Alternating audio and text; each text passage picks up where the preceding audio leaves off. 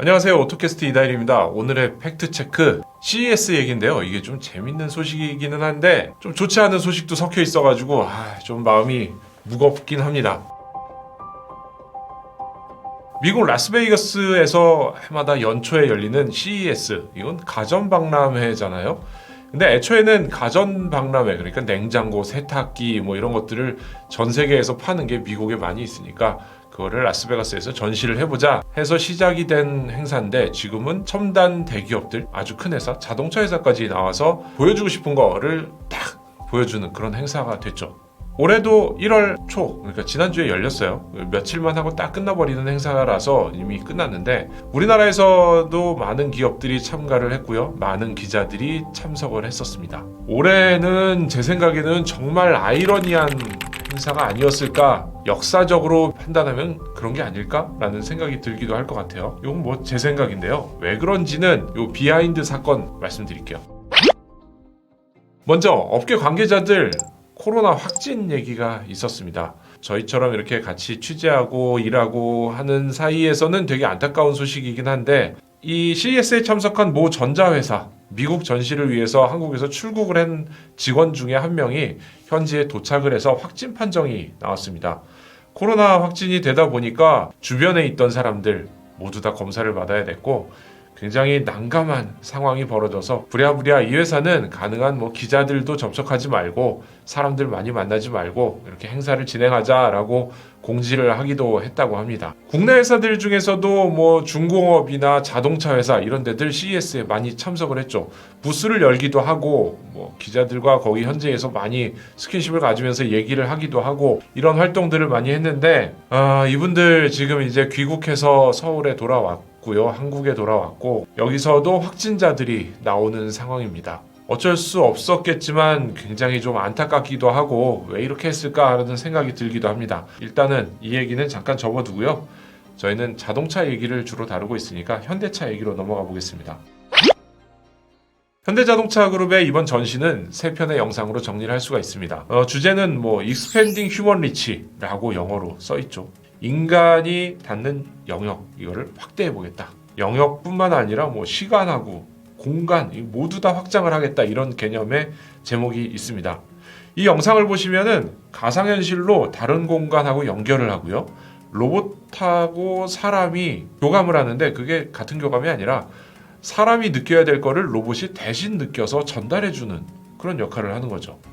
대신 만져보고 대신 냄새 맡고 대신 온도차 같은 것도 전해주는 그런 기술을 보여주고 있습니다. 현대자동차 그룹은 더 큰 세상, 뭔가 더 큰 그림 이런 걸 그리는 게 확실한 것 같습니다.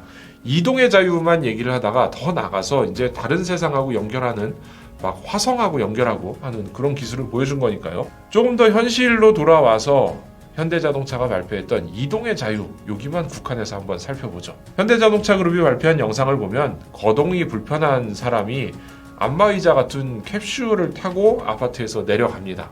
근데 여기 보면은 엘리베이터를 타지 않고 건물 벽에 이게 탁 붙어가지고 내려가요. 그러더니 이게 또 도로로 나가면은 좀 뭔가 큰 이동수단에 또 합체를 합니다. 이거는 더 빨리, 더 멀리 갈 수 있는 교통수단인 거죠. 제가 늙어서 이거 걷기 힘들 때쯤 이런 게 나올까? 저희 아파트에도 도입이 될까? 이런 게 좀 궁금하긴 한데요. 지금의 40대가 한 80대, 70대가 되는 3, 40년 후라면은 충분히 가능하지 않을까, 이런 예상을 해봅니다.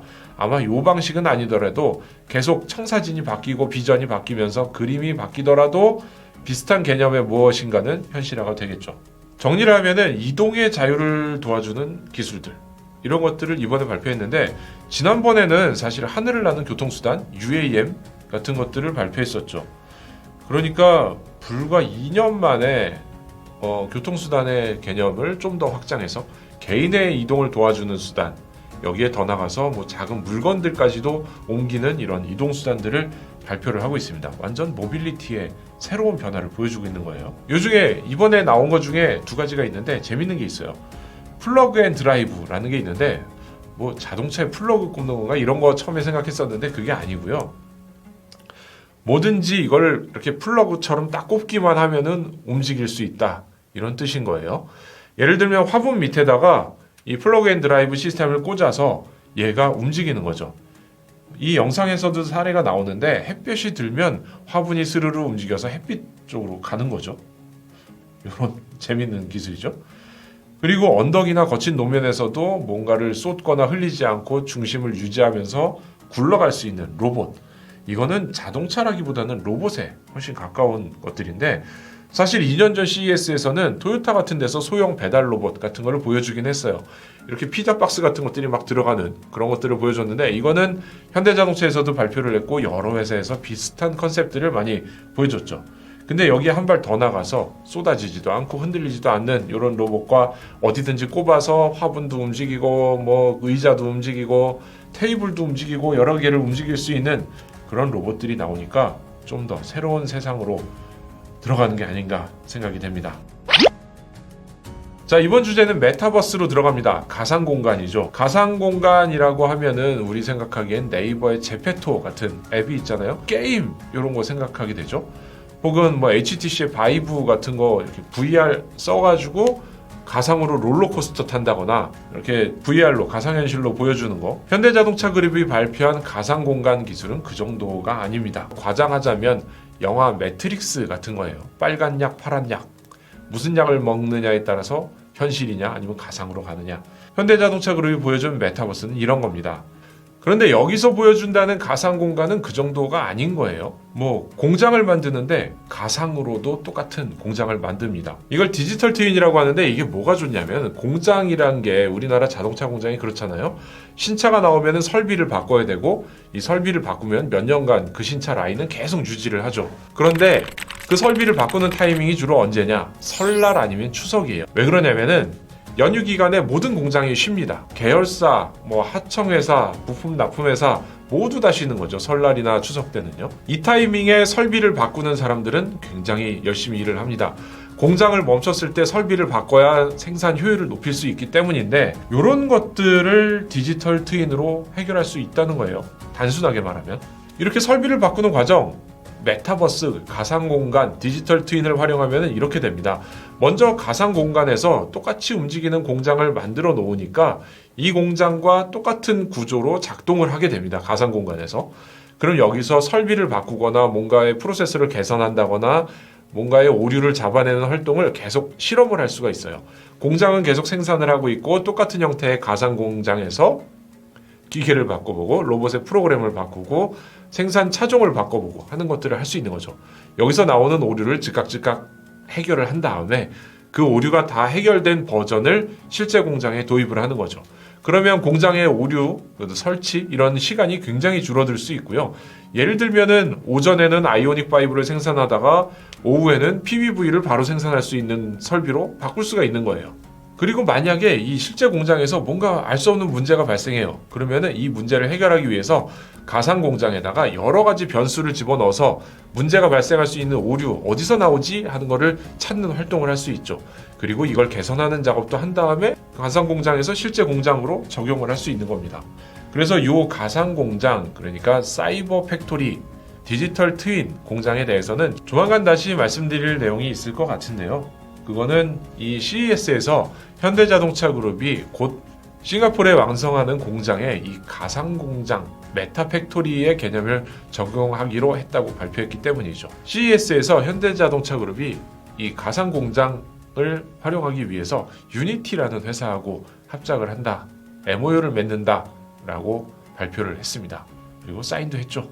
그러니까 유니티의 기술을 적용해서 가상공장을 만들고요. 이 싱가포르에 만들고 있는 스마트 팩토리 공장은 올 연말쯤에 완공을 한다고 하니까 가상 공장에 대한, 사이버 팩토리에 대한 이야기는 조금 더 계속 전해드릴 기회가 있을 것으로 예상이 됩니다.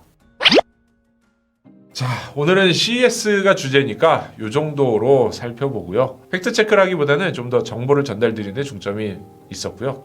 여기에 갔던 우리나라의 많은 분들이 많지는 않겠지만 일부 분들이 코로나에 걸려서 고생을 하고 있다, 이런 소식도 아무 데서도 다루지 않기 때문에 저희가 살짝 말씀만 드렸습니다. 이분들을 비난하거나 하는 목적은 아니니까 댓글이나 이런 데서 나쁘게 말씀하시진 말아주시고요. 다들 회사 소속으로 열심히 일하시다가 이런 사건이 일어난 거니까 이거는 좀 그냥 유감스럽고 안타까운 사건으로 남겨뒀으면 좋겠습니다. 대신에 이거를 말을 안 하는 게 아니라 이런 가상 공간, 디지털 트윈, 메타버스 얘기를 하면서 이런 거를 발표하는 행사를 보러 가기 위해서 10시간씩 비행기를 타고 가신 그런 상황이니까 참 아이러니하다 이런 생각이 듭니다. 그렇다고 다 가상현실로 갈 수는 없잖아요. 참 어려운 얘기예요. 오늘의 팩트체크 여기서 마치도록 하겠습니다. 저는 오토캐스트 이다일입니다.